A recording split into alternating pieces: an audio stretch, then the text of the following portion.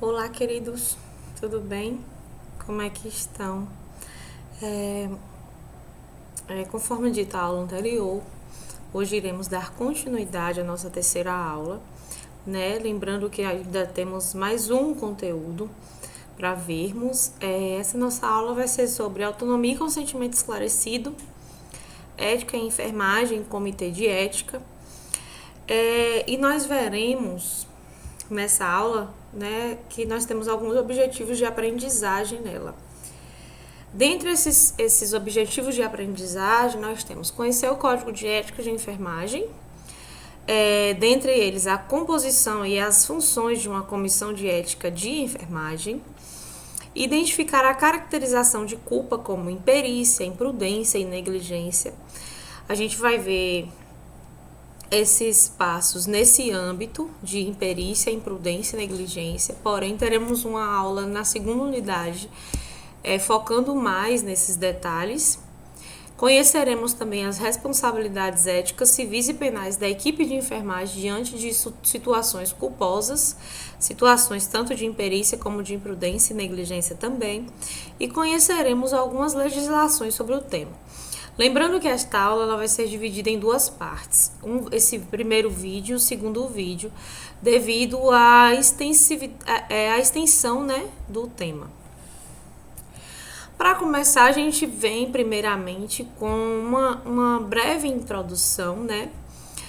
Sendo que na história da enfermagem brasileira, os temas abordados com mais frequência, eles concentram-se na análise de grandes tópicos, como a vida, a morte, o aborto, a eutanásia, os métodos anticoncepcionais e, ultimamente, os transplantes, a iatrogenia e a bioética. Esses grandes tópicos, nós iremos destrinchar eles melhor na nossa terceira unidade, onde teremos uma apresentação de um seminário, né, um debate, onde vai ser bastante interessante, onde aqui nós iremos privar, né, e iremos dar mais enfoque aos deveres dos profissionais. Dentre eles, nós teremos respeitar o natural pudor, tanto do cliente como do enfermeiro, a privacidade e a intimidade do cliente e outros deveres dos profissionais que dispõem sobre os nossos direitos, né? E o que esses direitos garantem a nós profissionais caso haja recusa de executar algum tipo de atividade que não seja de nossa competência legal.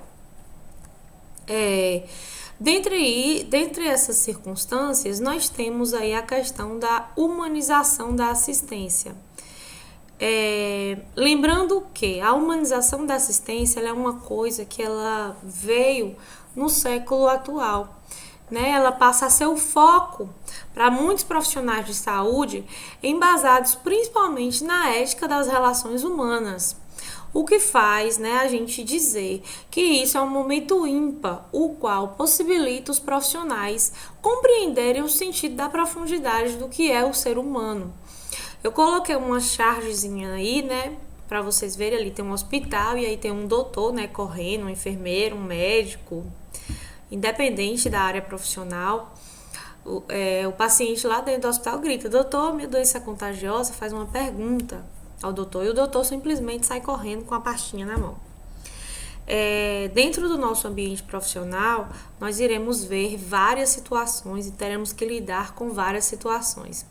Dentro dessas situações, nós teremos a questão da humanização, do saber fazer, né, de como nós deveremos nos comportar diante de algumas situações, diante de várias situações ímpares no nosso ser profissional, para a gente compreender, né, em todo o sentido de realmente assim de profundidade, sentido ético, quais são as nossas competências, quais são o que a gente faz aqui como ser humano, como profissional. Diante disso, nós temos aí, que foi dito por Silva e mais alguns autores, né? Eu coloquei até outra figurinha aí, uma enfermeira, um doente, aí tem o anjinho e o diabinho, né? O anjinho falando a coisinha do bem e o diabinho falando a coisinha do mal aí. E aí vem: A ética profissional é uma parte da ciência moral que busca a humanização do trabalho organizado. Isto é, ela procura colocá-lo a serviço do homem, da sua promoção e da sua finalidade social. E aí, a partir disso, a gente pode dizer que a enfermagem, ela nada mais é que uma atividade social coerente e complexa, cooperativa, socialmente estabelecida, que envolve questões de padrão de excelência, de obediência a regras e realizações de bens internos. A enfermagem, assim, ela é vista como integrante do processo de trabalho, e de produção de saúde, guardando correlação com a finalidade social do trabalho e das instituições sociais. Aí a gente vem, e como prática social, como é que essa profissão funciona? Sabemos que a enfermagem, gente, ela é uma profissão dinâmica, podemos atuar em diversas áreas, não precisamos estar focada somente no ambiente hospitalar ou somente na área de atenção primária à saúde. E ela está sujeita a imensas, diversas, constantes transformações e a incorporação de reflexões, ações, novos temas e diante de vários problemas. Porém, ela sempre seguia pelo princípio ético de manter e ou restaurar a dignidade em todos os âmbitos da vida. Então, independente se o meu paciente ele tem uma doença contagiosa, ele tem uma doença em fase terminal, ele tem uma doença, uma virose, ele tem qualquer situação, a enfermagem ela está ali independente. É a profissão que passa 24 horas com o paciente. A maioria das outras profissões, elas vão lá, prescrevem, passam suas prescrições, fisioterapeuta, nutricionista, mas quem executa todas essas práticas, quem é? É a enfermagem que fica ali 24 horas com esse paciente. A enfermagem que zela por esse paciente ali 24 horas, que está ali sempre guiada pelo princípio ético de manter e restaurar a dignidade desse ser humano em todos os âmbitos, independente de idade, de classe, de cor, de raça. Ela está ali em todos os âmbitos da vida desse paciente. E qual é a finalidade dessa prática, É preciso que o enfermeiro conjugue no cotidiano do trabalho princípios e valores com competência técnica em uma atmosfera de corresponsabilização e acolhimento. O que é essa palavrinha corresponsabilização? Eu, enfermeiro, não sou provedor da saúde total. Então, existem outros profissionais que estão ali nessa corresponsabilização, assim como o paciente. O paciente também ele é responsável por ele. O acompanhante é responsável também por esse paciente. Então, a gente chama de corresponsabilidade, onde não existe apenas um indivíduo, mas existem pessoas de vários segmentos, de outras profissões, que são responsáveis pelo segmento do tratamento desse paciente. Lembrando que precisa existir a competência técnica, que é a questão da beneficência, que nós temos que promover a esse paciente, e a questão do acolhimento, onde acolher não é simplesmente receber o paciente, mas é fazer com que toda a minha equipe fale a mesma língua, do recepcionista, do segurança que está lá na porta, ao médico, ao pessoal do raio-x, ao pessoal de uma secretaria de saúde inteira, a uma gestão inteira de cuidados, a uma equipe inteira de enfermagem, a uma equipe inteira de saúde, independente, de ser uma equipe de um segmento profissional ou um segmento multiprofissional. Isso requer dos enfermeiros sensibilidade humana, que se manifesta no interesse, no respeito, na atenção, na compreensão, na consideração e afeto pelo outro e pela comunidade. Então, a gente sempre vai bater na tecla do altruísmo, que é se colocar no lugar do outro. Lembrando que também vai implicar no engajamento político, na transformação do que é incompatível com a dignidade do ser humano, a fim de que a gente consiga eliminar as desigualdades desnecessárias, evitáveis, logicamente, e dessa forma a gente consiga fomentar o que faz viver bem e com qualidade. O que faz viver bem, o que faz prestar uma assistência bem, e lembrando que essa assistência ela precisa ser de qualidade. Eu tenho que pensar no bem do meu cliente em todos os sentidos. Ainda com relação à finalidade da prática, nós temos que a equipe de enfermagem, em relação às outras equipes, é a que permanece mais tempo com o paciente durante seu tratamento, que foi o que eu falei para vocês da questão das 24 horas. Nós não temos até quando tem greve, a equipe de enfermagem ela precisa manter uma quantidade de porcentagem, por exemplo, 50% da equipe de enfermagem vai entrar em greve. 100% não pode entrar jamais. Fazemos um juramento e temos que cumprir. Então, 50% daquela equipe tem que estar ali para prover o cuidado daquele paciente. No entanto, esse fato, preste bem atenção, este fato tanto pode transformar-se num diferencial para a qualidade da assistência, tanto pode ter o seu lado bom, né, de ser um diferencial na qualidade dessa assistência e na quantidade também de profissionais, quanto num fator sem maior influência, um simples cumprimento de rotinas. Então, no ambiente profissional, nós iremos ver que existem profissionais e profissionais. Vai existir aquele profissional que ele é ético, competente, capaz, capacitado, que ele está ali, ele vai cumprir não só com a obrigação dele, mas ele vai fazer por zelo, ele vai fazer por amor. Não que a enfermagem sobreviva de amor, tá, gente? Isso não existe, né? A gente precisa ganhar dinheiro para sobreviver e para fazer a enfermagem. Mas, como toda profissão, existe zelo, existe ética, existe capacidade técnica, existe a questão do estudar, de se aprimorar, e existe também a questão do gostar. Não só do saber fazer, mas do gostar da sua profissão, de fazer aquilo que você faz realmente, aquilo que você gosta, aquilo que lhe dá prazer em fazer. Então, tem aquele profissional que ele vai cumprir simplesmente a rotina hospitalar, a rotina que está ali escrita, sem pensar, sem fazer, por exemplo, um plano de cuidado para determinado paciente. Ele vai utilizar aquela rotina para todos os pacientes. E a enfermagem não é assim que ela trabalha. Para isso que existe a sistematização da assistência de enfermagem, para a gente aprender a criar um plano de cuidados e a entender como esse plano de cuidados influencia na melhora do meu paciente, no quadro desse paciente. Então, eu quero ser enfermeiro para me tornar um profissional diferenciado e saber fazer uma prática e saber qual é a minha prática ali para aquele profissional, para o meu ser profissional, para o meu paciente, ou eu quero ser enfermeiro para simplesmente cumprir uma rotina, para cumprir horário. Eu tenho que pensar nisso também, eu tenho que pensar na qualidade da assistência que eu estou prestando, né, para o meu paciente. E aí vem a questão das comissões de ética e enfermagem. Quando elas foram criadas, por que elas foram criadas, onde elas foram criadas, qual a finalidade delas?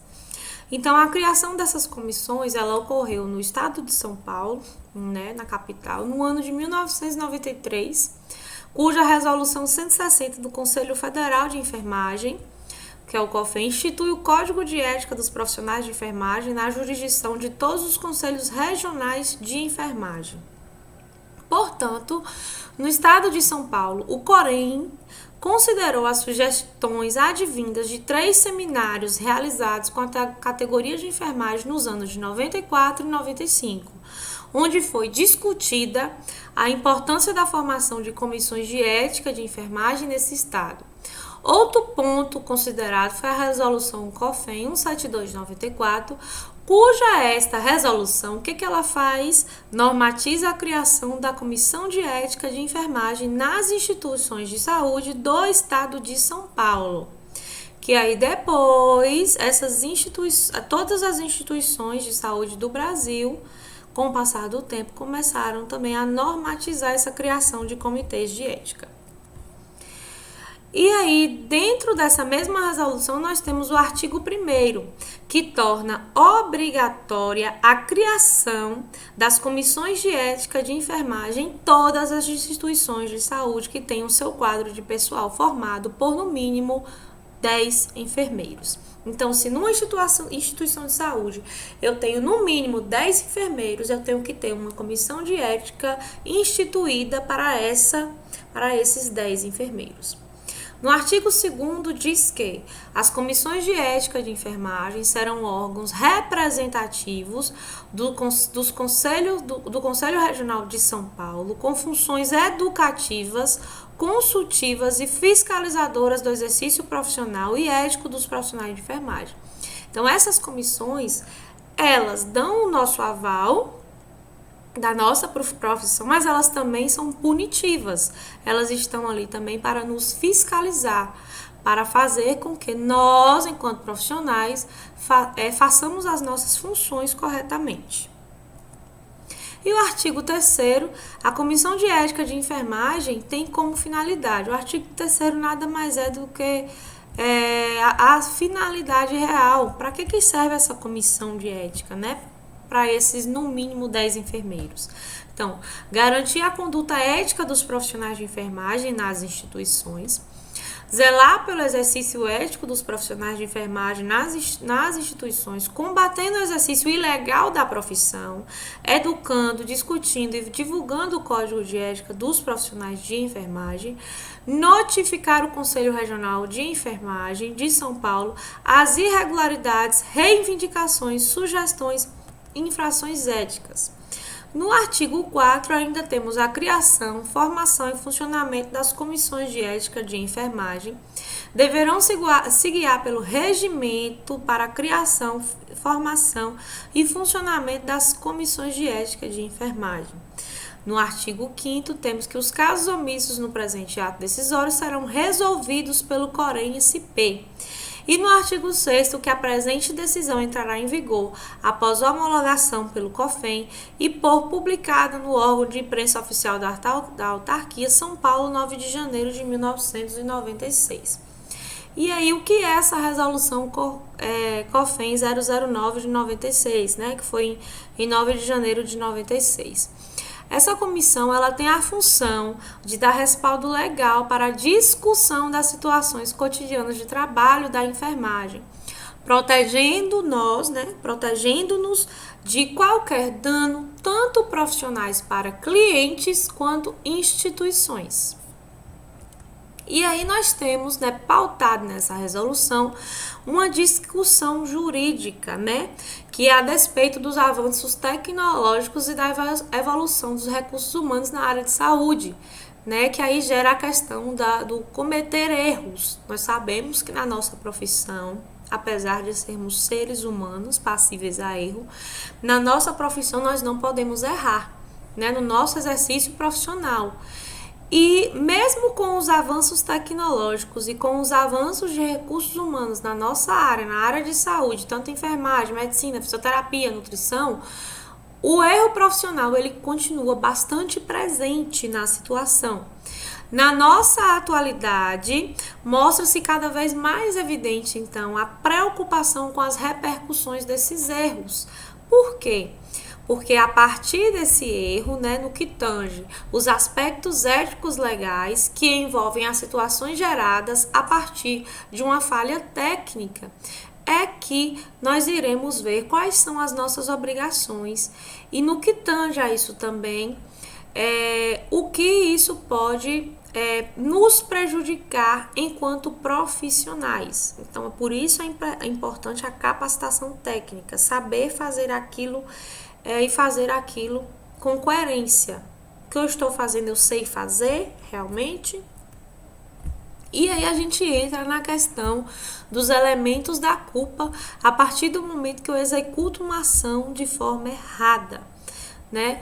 Primeiramente, a questão da caracterização da culpa se dá pela forma de atuação do profissional que provocar danos ao cliente, devendo estar presentes um dos elementos da culpa, ou seja, negligência, imperícia e imprudência, né? 3 palavrinhas aí bonitas, né? Eu falo, nossa, negligência, imperícia, imprudência, com certeza na vida de vocês aí, quem é técnico principalmente, ou quem vocês já estão no 5º período, já escutou essas 3 palavrinhas, né? E aí nós temos, no CRU, O que realmente são essas palavrinhas que a gente vai destrinchar no decorrer da aula? A negligência, ela nada mais é do que a omissão, a indolência, a inércia e a inobservância dos deveres. Mas o que é isso? Inobservância dos deveres. Já a imprudência é a falta de cautela manifestada na conduta comissiva, intempestiva e insensata. Que nome difícil, professor, o que é isso? Vamos ver, vamos descobrir. Enquanto que a imperícia, ela é a falta de observação das normas técnicas por despreparo ou falta de conhecimentos. Muitas palavras, muita teoria, mas a gente precisa realmente aprender o que é isso e a partir de exemplos a gente vai começar a entender melhor esse processo. Negligência, aí tem a enfermeirinha no canto aí, ó, falando novamente. Na negligência, alguém deixa de tomar uma atitude ou apresentar a conduta que era esperada para a situação. Se alguém deixa de tomar certa atitude ou apresentar conduta esperada, se eu já esperava é porque eu sei fazer. Se eu deixo de fazer essa conduta já que era esperada, eu não fiz por quê? Porque eu não quis fazer. Eu não fiz por desleixo, por descuido, por indiferença, por desatenção. Eu não tomei as devidas precauções. Por exemplo, um médico que ao realizar uma cirurgia esquece um bisturi dentro do paciente. O médico cirurgião, no momento que ele está realizando a cirurgia, ele não sabe o que ele pode utilizar, ele não sabe que ele não pode deixar aquele bisturi dentro do paciente. A partir do momento que ele deixa, é porque ele se desleixou. Foi um descuido do profissional, é um erro, né? É uma culpa. A gente chama isso de negligência, que é o ato do fazer mal feito, do fazer sem atenção. É aquela conduta do que eu sei o que eu devo fazer, da conduta que é esperada pelo profissional, porém o profissional não faz por desleixo ou por preguiça, certo? Ainda temos aí a questão da imprudência. O que é imprudência? A gente tem a enfermeirinha também aí, ó, cheia de interrogações na cabeça. É a falta de cautela, falta de cuidado. É mais do que falta de atenção, olha só. É a imprevidência acerca do mal, ó. A questão da maleficência, que se deveria prever, porém não previu. Por exemplo, motorista dirigindo em velocidade acima da permitida. Então, é uma pessoa que está fazendo... o motorista ele está dirigindo em velocidade acima da permitida. O que ele está provocando? O que ele está fazendo? Uma imprudência. Ele não está sendo cauteloso nem com a vida dele, nem com a vida do próximo. É mais do que uma falta de atenção, uma falta de zelo. Ele não tem cautela alguma com a sua vida e nem com a vida do próximo. Então, um dos exemplos é o motorista que dirige em velocidade acima da velocidade permitida. Outra coisa, nós temos aí a imperícia. Para que seja configurada a imperícia, é necessário constatar a inaptidão, a ignorância. Quando eu digo que alguém é ignorante em algo, né? Ignorância não é porque alguém é bruto, não. Porque alguém é grosso, é ríspido, não. Ignorância é tudo aquilo que eu não sei o que é. Então, eu sou ignorante em determinado assunto. Eu desconheço aquele assunto. Então, a imperícia ela é configurada a partir da inaptidão, da ignorância, da falta de qualificação técnica, da falta de qualificação teórica, da ausência de conhecimentos elementares, básicos e específicos. E aí, por exemplo, o exemplo que eu coloquei aqui, um engenheiro elétrico que assina um projeto de construção de um grande edifício. Engenheiro elétrico pode assinar um projeto de construção de um edifício? Não, quem deve assinar quem é? O engenheiro civil. Por quê? Porque esse é o profissional habilitado para isso. Outro exemplo que a gente pode dar. Um médico cirurgião plástico. Qualquer médico pode fazer uma plástica? Não. Por quê? Porque o médico, para fazer uma plástica, ele tem que ser um cirurgião plástico, ele não pode ser um cirurgião geral. Então, se um cirurgião geral vai lá e faz uma uma atividade, uma plástica, coloca um silicone, cirurgião geral, ele pode até acertar no fazer, né? Mas ele não tem a residência, ele não tem a especialização, ele não tem o conhecimento e a habilidade técnica correta para estar realizando aquilo ali. Então ele comete o quê? Imperícia. E aí eu coloquei uma figurinha, né, uma chargezinha para vocês. Repara só. Tem 3 pessoas ali na beira da praia. E se vocês observarem, tem uma pessoa lá no meio, ó, do mar afogando. Aí o primeiro fala: acho que alguém está se afogando. O outro diz: acho que não, né? Ou seja, alguém observou que tinha alguém, que tinha uma certa pessoa ali se afogando, alguma coisa se afogando, e a outra pessoa não prestou bastante atenção, não prestou atenção, disse que não, e o outro nem liga. Olha só, tem alguém se afogando. Primeiro viu, tem alguém se afogando. É verdade, tem alguém tem que fazer alguma coisa. Alguém tem que fazer alguma coisa. Aí o outro vai e fala: caramba, acho que ele se afogou. Que coisa, hein? Que mundo é este? A pessoa se afogando, ninguém faz nada. Né? É uma charge bastante reflexiva, né? Os 3 aí perceberam que tinha algo errado e não fizeram nada. Nós vamos ter uma atividade no final para vocês me entregarem posteriormente, e tem realmente a ver com a reflexão dessa charge aí, certo? E todos esses conceitos da culpa, a questão da imperícia, da negligência, da imprudência, eles são observados, né, no nosso Código de Ética de Profissionais de Enfermagem, que é a Lei número 7.498 do ano de 86, que regulamenta a nossa profissão, que regulamenta a nossa atuação e estabelece direitos e competências das diferentes categorias existentes na enfermagem: técnicos, auxiliares, parteiros, enfermeiros, obstetrizes, por aí vai. Além das penalidades a serem impostas aos infratores dos preceitos éticos determinados por essa Lei 7.498. Os deveres éticos do enfermeiro, eles extrapolam o que estiver codificado. Ou seja, os nossos deveres éticos não são apenas aqueles que estão ali advindos no nosso código de ética, eles vão além daquilo. Por isso que quando a gente começa a estudar ética, a gente começa a estudar a questão da moral, do caráter, para depois adentrar realmente na ética. Lembram-se que na primeira aula eu disse a vocês que caráter é aquilo que nós fazemos quando ninguém mais está vendo, apenas a nossa consciência.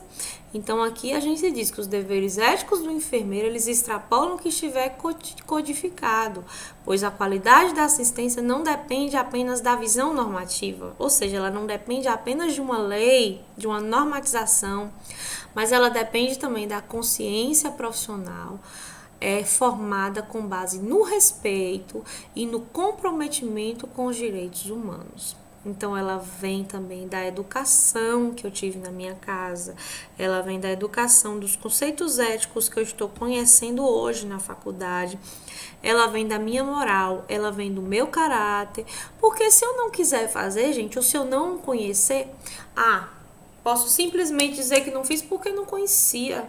Tudo bem, mas hoje vocês estão conhecendo, né, os conceitos éticos e sabendo que a gente pode responder por isso e severamente, seriamente. Então, a partir do momento que eu conheço o código de ética e eu não faço esse código de ética, eu conheci esse código, eu li esse código e eu não faço, eu tenho a visão normativa, mas eu não tenho a consciência profissional formada. Que tipo de profissional sou eu? Esse profissional pode continuar atuante? Então, as comissões, elas existem para isso também, para observar esses profissionais formados e que não dizem respeito, né, e que não respeitam o nosso código de ética. As condutas de enfermagem, elas podem marcar profundamente a vida dos clientes, causando insatisfação, né, ou descontentamento para esse nosso cliente. E visando evitar esse resultado negativo, o profissional de enfermagem e os outros profissionais também das outras áreas, eles devem estabelecer um diálogo que estabeleça, né, e que esclareça a finalidade da assistência, que oportunize a liberdade de opção e faça conhecer as expectativas e dúvidas do cliente em uma atitude que culminará na concordâncias e benefícios mútuos, tanto para o meu paciente, como para o acompanhante, como para eu que estou ali prestando, que estou promovendo saúde para aquele cliente que está ali comatoso, que está acamado, que está necessitando dos meus cuidados, que necessita às vezes só de uma palavra de conforto e por aí vai. E importantíssimo isso aqui, ó. Nota-se, portanto, que o enfermeiro que cometer um erro profissional, ele pode ser responsabilizado na esfera civil e na esfera criminal pela mesma situação. Porém, uma não se confunde com a outra. Na responsabilidade penal, a sanção é imposta em nome de toda a coletividade, devido à agressão à paz social, enquanto na responsabilidade civil é observado o prejuízo causado diretamente ao envolvido. Então, quando eu falo esfera civil, eu vejo apenas o prejuízo causado ao meu cliente. Quando eu falo na esfera criminal, é uma coisa mais ampla. Eu vejo, né, toda a responsabilidade que é imposta em nome da coletividade, em nome da instituição de saúde, que também pode ser acometida por isso, caso eu pratique uma coisa errônea, caso eu faça uma coisa errada dentro da instituição, a instituição também responde. Caso tenha sido, por exemplo, um profissional técnico de enfermagem que fez um procedimento e fez esse procedimento errado. Quem é que responde? Responde o profissional que fez, responde o enfermeiro responsável, né? O enfermeiro coordenador, responde o diretor do hospital, responde a instituição. Todo mundo vai responder por conta do prejuízo que vai causar, ou seja, uma responsabilidade coletiva devido à agressão à paz social. E a gente entra também na questão da responsabilidade ética. O que é então a responsabilidade ética? A responsabilidade ética, ela enfoca na conduta profissional do enfermeiro compatível com os deveres, princípios, direitos, responsabilidades, proibições disciplinadas pelos órgãos competentes da enfermagem. Meu Deus do céu, Camila, isso tudo e um pouco mais. Então, o que é que tem no nosso código de ética? Deveres, princípios, direitos, responsabilidades e proibições disciplinadas por todos esses órgãos competentes da enfermagem. E o agir do enfermeiro, ele deve ser pautado pelos princípios éticos e morais, respeitando a dignidade humana. No contexto atual da assistência à saúde, no qual muitos hospitais e unidades de saúde trabalham com demandas acima de suas possibilidades de atendimento, é relevante discutir a delicada situação ética do enfermeiro, sobrecarregado de atividades tanto assistenciais quanto administrativas, pois sabemos que o enfermeiro, gente, ele não é só assistencial. Ele está ali para fazer assistência, ele está ali para fazer a coordenação, ele está ali para chamar a atenção do técnico, ele está ali para observar a prescrição médica, observar se o paciente precisa de uma nutricionista, que às vezes o médico ele não visualizou isso, mas o enfermeiro que está ali 24 horas, a equipe de enfermagem está ali 24 horas, observou que aquele paciente não está comendo bem, não está deglutindo, está com dificuldade. Por isso a importância da sistematização, por isso a importância de eu saber fazer uma prescrição de enfermagem correta, uma prescrição de cuidados correta, porque eu sou aquele profissional sempre sobrecarregado de atividades, porém o meu olho, ele é o quê, ó? Nós somos seres biopsicossociais, então nós somos seres que observamos tudo. A partir do momento que aquele paciente está ali, se ele precisa de um psicólogo, ainda mais na situação que nós estamos vivendo hoje, nós também como profissionais precisamos, né, desses outros profissionais, dessa equipe multiprofissional. Então, assim, se é um profissional sobrecarregado de atividades, tanto assistencial quanto administrativa, esse profissional ele encontra-se mais exposto a risco de falhar nas suas atribuições legais. não é isso? E, portanto, nós enfermeiros, nós equipe de enfermagem, nós podemos provocar mais danos aos nossos pacientes, né? Por inobservância do dever de zelar e empreender todos os meios para o sucesso da assistência, devido à nossa quantidade e à nossas atividades, né, que são sempre muito sobrecarregadas, e a quantidade de atividades que temos no nosso dia a dia. Mas isso é uma justificativa para o erro? Não, não é uma justificativa para o erro, mas é uma coisa que a gente precisa observar e a gente precisa aprender a delegar funções. Mas é a partir daí que, quando eu começo a delegar funções, que eu entro num outro critério, tá? Dessa forma, tanto o enfermeiro pode ser obrigado, por determinação judicial, a indenizar o cliente que sofrer danos materiais, que são decorrentes da perda de uma função física ou morais, resultantes da dor ou sofrimento advindos da falta de zelo na prática profissional. O que nós vemos hoje, gente, são profissionais extremamente cansados, extremamente exaustos, principalmente por essa questão de pandemia que a gente está vendo aí. A saúde está extremamente estressada. A saúde está tudo em cima das nossas costas. Quando se fala de caso de Covid, qual é a primeira pessoa que vocês imaginam que pode saber da quantidade de casos ou o que está sendo feito no município, por exemplo, que vocês moram? Então, assim, alguém já se perguntou qual é a qualidade, como está a qualidade de vida, ou como está a qualidade da assistência desses profissionais que estão aí na linha de frente? Então, precisa se pensar num apoio psicológico, num apoio, num zelo também para esses profissionais, porque eles são sobrecarregados. Então, se nós somos sobrecarregados, nós estamos muito mais propensos ao erro. E é aí que precisamos tomar ainda mais cuidado, porque se estamos propensos ao erro, precisamos então fazer com que esse erro não aconteça. Precisamos anotar, por isso é importante anotar tudo aquilo que se fez no prontuário do paciente. Aquilo que não está escrito, gente, não aconteceu. Fiz sonda no paciente. Vou lá, eu escrevo, não pode ter preguiça de escrever. Enfermeiro, técnico não pode ter preguiça de escrever. Muitas vezes eu já fiz prática, né, no hospital, eu já vi gente colocando lá. Paciente segue aos cuidados de enfermagem. Que cuidado, gente? Quais foram os cuidados que vocês prestaram a esse paciente? Sondei esse paciente.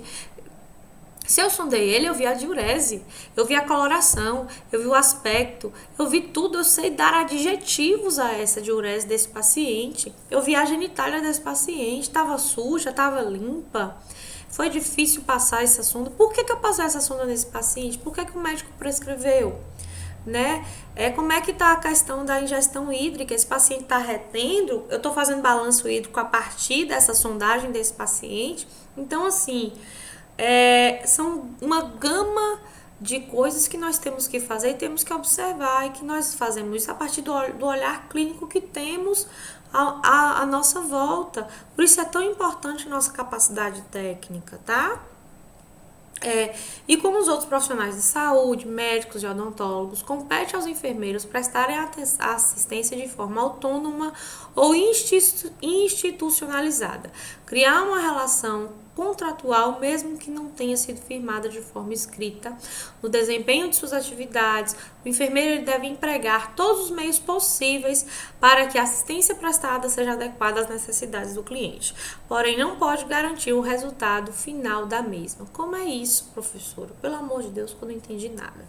Nós, profissionais enfermeiros, nós temos a autonomia, né, de, por exemplo, atendermos de forma autônoma, de querermos montar para o pessoal da estética aí, que é uma área que está crescendo muito. Nós temos essa autonomia de criar um centro de beleza, de trabalharmos com essas questões estéticas, de trabalharmos, por exemplo, home care, não querermos que uma instituição de home care, trabalhar para uma instituição de home care, mas sim trabalhar para a gente mesmo, cuidar de pessoas e não necessariamente precisar de uma empresa que intermedie esse trabalho. Ou simplesmente a maioria dos enfermeiros, né? claramente, trabalham dessa forma institucionalizada, que é trabalhar para um serviço terceirizado, para uma empresa, para um hospital, para uma prefeitura e por aí vai. Mas desde o primeiro momento que você é contratado, mesmo que aquilo não esteja no papel, você deve ser esclarecido de todas as suas funções naquele momento. Porque eu estou te contratando por um valor X e você vai desempenhar Y e Z aqui. É suficiente para você, fulano? Você vai dizer que sim ou não. Então, a partir do momento que eu aceito trabalhar, eu tenho que saber também quais são as minhas condições de trabalho, o que eu irei executar ali como enfermeiro ou como gestor, independente do seu grau, né, de formação na área de enfermagem, você precisa saber qual é o tipo de função que você irá realizar ali naquela empresa. Bom, o enfermeiro, então, ele é considerado um profissional liberal, porém, a sua atuação é predominantemente na condição de empregado de serviços de saúde, né, com subordinação e reduzida autonomia, levando à responsabilização civil de saúde que o mantém de forma assalariada, resguardando as peculiaridades. Por exemplo, eu sou enfermeira de uma unidade de saúde. E aí, eu tô com muitas atribuições, eu tenho ali 20 pacientes num corredor, sendo que desses 20 pacientes eu tenho todos de curativo, de cirurgia, cirurgias grandes. Então essas cirurgias grandes, principalmente cirurgias cardíacas, são cirurgias que apenas o enfermeiro pode fazer o curativo. Né? Isso é a obrigação do enfermeiro, assim como sondagem, tá? Isso já tá no nosso código. E aí, por isso, eu vou lá e peço uma técnica de enfermagem para sondar o paciente. Ela sabe sondar o paciente? Sabe. É competência dela sondar esse paciente? Não é competência dela sondar esse paciente. Então, quando eu peço essa técnica para sondar esse paciente, eu estou me responsabilizando por essa técnica. Ela fazendo corretamente ou não. Se ela fizer a sondagem errada, quem responde? Eu, que pedi ela para fazer, ela que fez errado, a instituição, né, que colocou essas duas profissionais ali, e além disso tudo, ainda a pessoa que está acima de mim da técnica que nem sabia que isso tinha sido feito. Né? Então, a instituição de saúde ela é obrigada a pagar a indenização se for comprovado o erro, sim, ela é obrigada a pagar a indenização também para essa pessoa.